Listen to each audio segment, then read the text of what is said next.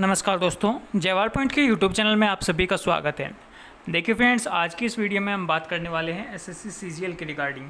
SSC CGL से संबंधित काफ़ी सारे क्वेश्चन थे, काफ़ी सारे लोगों के डाउट थे और उन्हीं डाउट को क्लियर करने के लिए मैं इस वीडियो को बना रहा हूँ। वीडियो को ध्यान से सुनिएगा और जितने भी लोग दिव्यांगजन हैं इस चैनल पर पहली बार आए हैं तो बिल्कुल इस चैनल को सब्सक्राइब कीजिएगा, क्योंकि दिव्यांगजनों से संबंधित सभी तरीके की नोटिफिकेशन इन्फॉर्मेशन यहाँ पर दी जाती है। ठीक है दोस्तों, तो देखिए क्या क्या इसमें आपके लोगों की समस्याएँ थी। मैं काफ़ी 3-4 दिन से देख भी रहा था और फिर मैंने जो है इसकी वीडियो बनाई। अब कुछ लोग ऐसे भी हो सकते हैं वीडियो को देखने के बाद फॉर्म को सही करें। ठीक है दोस्तों, तो इसमें आपका अभी चेंजेस है, आप चेंज कर सकते हैं इसमें, जो भी अगर आपने ये गलतियाँ कर दी होंगी तो। इसमें एक आपका नोटिफिकेशन में लिखा हुआ था, देखिए कि 40% मोर, एक जगह आपका 40% मोर लिखा हुआ था।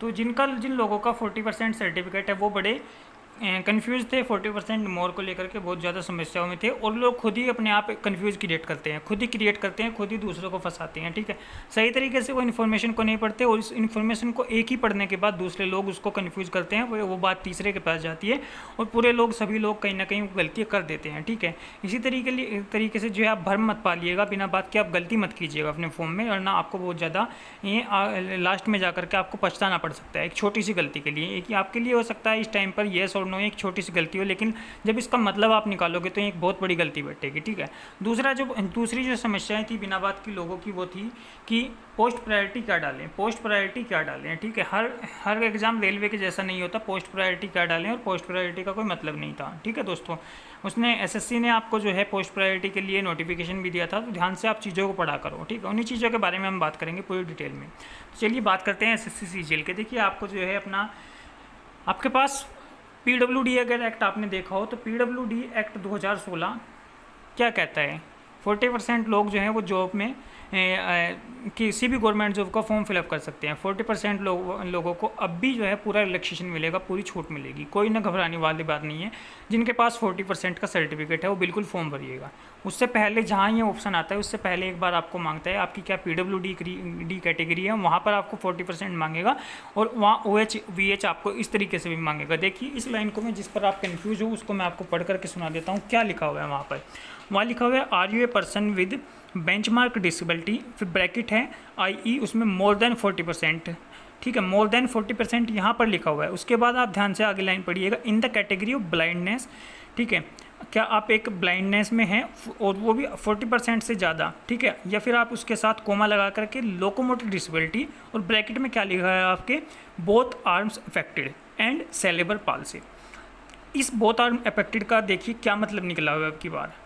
पिछली बार ये शायद नहीं था। ठीक है, जहाँ तक मुझे ध्यान है पिछली बार ये नहीं था। बोथ आर्म इस तरीके की लाइन येस और नो, और सेरेब्रल पाल्सी का क्या मतलब है। अगर आप यहाँ पर येस करते हो, ठीक है, जितने भी बोथ आर्म से हैंडीकैप अफेक्टेड होंगे या सेरेब्रल पाल्सी होंगे उनका पक्का ही जो है 40% से ज़्यादा का सर्टिफिकेट होगा।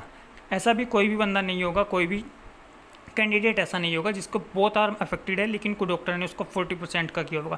पक्का उसका 40% से ज़्यादा का होगा, 50%, 60%, 100%। सेरेब्रल पाल्सी यानी कि जिसको कहीं ना कहीं थोड़ा सा माइंड से दिक्कत है, वो लोग भी जो है कहीं ना कहीं 40% से पक्का ज़्यादा होंगे। इस चीज़ का मतलब उन्होंने किस वजह से दिया है और क्यों दिया है। देखिए एसएससी सही तरीके से अपना नोटिफिकेशन आप लोगों को दे रही है, कन्फ्यूज आप खुद हो रहे हैं और गलतियां आप खुद करते हैं। मेरी वीडियो ना देखने का नतीजा फिर आप जो है बाद में सोचते हैं। अभी भी आप लोग जो हैं इसको इग्नोर कर सकते हैं, लेकिन ध्यान से जो भी लोग हमारे साथ जुड़ेंगे और बने रहेंगे उनको मैं बिल्कुल सही और सटीक इन्फॉर्मेशन दूंगा।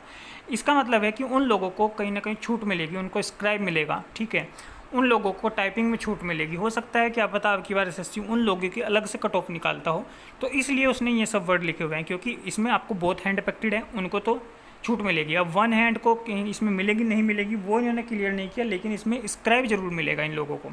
ठीक है, स्क्राइब मिलेगा, ब्लाइंडनेस को स्क्राइब मिलेगा, इसमें ब्लाइंडनेस लिखा हुआ है, सेरेब्रल पाल्सी उसको स्क्राइब मिलेगा। ये स्क्राइब के लिए है, शायद टाइपिंग में तो जो है तब जा करके जिन लोगों को प्रॉब्लम होती है वो लास्ट में अपना टाइपिंग का फॉर्मेट बना लेंगे, ओवरऑल भी बना सकते हैं। ठीक है, लेकिन जहाँ बात करें हम स्क्राइब की, तो इन्होंने साफ साफ लिख दिया कि ब्लाइंडनेस लोगों को, आपका सेरेब्रल पाल्सी को और बोथ आर्म अफेक्टेड को। ठीक है, इसके बाद आप ये देखेंगे do you physical limitation to write subscribe, इसके नीचे लिखा हुआ है, ठीक है, टू बिहाफ योर सेल्फ। तो इसके बाद ये अपने आप अगर यहाँ येस करोगे तो ये सारे ऑप्शन आपके खुल जाएंगे। यहाँ पर वेदर सब्सक्राइब इज़ रिक्वायर्ड, ठीक है। उसके बाद भी आपने देखा होगा, लिखा होगा आपके फॉर्म को ध्यान से पढ़िएगा, will you make your own agreement of scribe if scribe to be made arrange by SSC indicate the medium, ठीक है। तो ये सब चीज़ें जो हैं आपको यहाँ पर पहले इन्होंने भरवाई है स्क्राइब के लिए, क्योंकि इन्होंने अब की बार कहा था कि स्क्राइब हम खुद देंगे, तो हो सकता है ये खुद ही दें, नहीं भी देंगे तो मैं बात ये नहीं कर रहा कि आप लेकर के मत जाइएगा, आप अपनी तरफ से लेकर के चले जाइएगा। आप अगर नहीं वो उसको एंटर करने देंगे तो आप बाहर बैठा दीजिएगा, कोई बड़ी बात नहीं है, आपके लिए कोई ना कोई आपका फ्रेंड ऐसा जरूर मिल जाएगा, ठीक है दोस्तों। तो इस तरीके से आप इस चीज़ में कन्फ्यूज मत होइएगा। दूसरी बात कर लेते हैं पोस्ट प्रायोरिटी की, कि हैंडीकैप कौन सी पोस्ट प्रायोरिटी डालें, कौन सी पोस्ट प्रायोरिटी डालें। अब पूरी चीज़ों को ध्यान से नहीं पढ़ते। पोस्ट प्रायोरिटी उन्होंने कहा है कि जब आपका फाइनल DV आएगा, फाइनल मेरिट आएगी, तो फाइनल मेरिट में आपके जो भी मार्क्स आएंगे उन मार्क्स के हिसाब से आपको देखा जाएगा कि कौन सी पोस्ट प्रायोरिटी आपको दी जाएगी। रेलवे ने भी पहले आपकी जो है पोस्ट प्रायोरिटी भरवा ली उसने, लेकिन वो भी अब यही कर रहा है, ठीक है। आपको देखा जाएगा कि आप किस में सूटेबल हो और आपके लिए कौन सी जॉब बेस्ट है और कितने मार्क्स आपके आ रहे हैं, ठीक है। मान लीजिए इनकम टैक्स इंस्पेक्टर है, आप उसमें सूटेबल नहीं हो, लेकिन उसके नीचे आप क्लर्क में सूटेबल हो, तो आपको खुद पे खुद क्लर्क की पोस्ट दे दी जाएगी, ठीक है दोस्तों। आपको पोस्ट प्रायोरिटी भरने की जरूरत नहीं है, और ना ही पोस्ट प्रायोरिटी फॉर्म में कोई मांग रहा है। आप बिना फॉर्म भरे आप पहले ही हल्ला मचा रहे हो कि पोस्ट प्रायोरिटी। फॉर्म तो जा करके देखिएगा कि पोस्ट प्रायोरिटी मांग रहा है नहीं मांग रहा, उसमें कोई किसी तरीके की पोस्ट प्रायोरिटी नहीं मांग रहा है, ठीक है दोस्तों।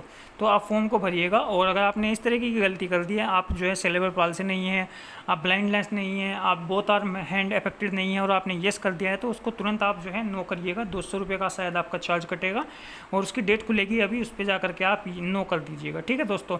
तो इस तरीके से आप जो है फॉर्म में अपनी गलती ना करें, ठीक है। तो सही तरीके से और ज़्यादा आप जो है आराम से तैयारी कीजिएगा। 40% का भी सर्टिफिकेट आपके पास है, तो आराम से, कोई दिक्कत वाली बात नहीं है। अपना सही तरीके से फॉर्म भरिएगा, ज़्यादा इधर उधर की बातों में मत पड़िएगा, ज़्यादा सोच विचार मत कीजिएगा, तैयारी कीजिएगा, अच्छा चांस है और ठीक ठाक है आपकी जो है। अगर आपके पास इसमें देखिए एक JSO की भी पोस्ट है, उस पर भी आप, अगर आपके पास BCom है या आपके पास BSc वगैरह थी और 60% मार्क्स थे आपके 12th में, तो आप उसको भी येस कर दीजिएगा, क्योंकि लास्ट टाइम जो है PWD की LD की मैं बात करूँ तो लगभग 50 नंबर पे उसकी कट ऑफ थी, ठीक है। यानी कि आपने अगर रीजनिंग भी कंप्लीट कर दी 25 क्वेश्चन, तो भी आपका जो है इसमें सिलेक्शन हो जाएगा JSO की पोस्ट पर, जूनियर स्टैटिकल ऑफिसर की पोस्ट पर, LD कैटेगरी के अंदर भी, और VI और MD कैटेगरी तो इससे भी नीचे 20-20 नंबर के आसपास थे। तो इस तरीके से जो है आप अपना तैयारी कर सकते हैं, और अच्छे से आराम से ज़्यादा पढ़िएगा, ठीक है। चैनल पर बने रहिएगा, चैनल को लाइक शेयर सब्सक्राइब जरूर कर दीजिएगा। धन्यवाद दोस्तों।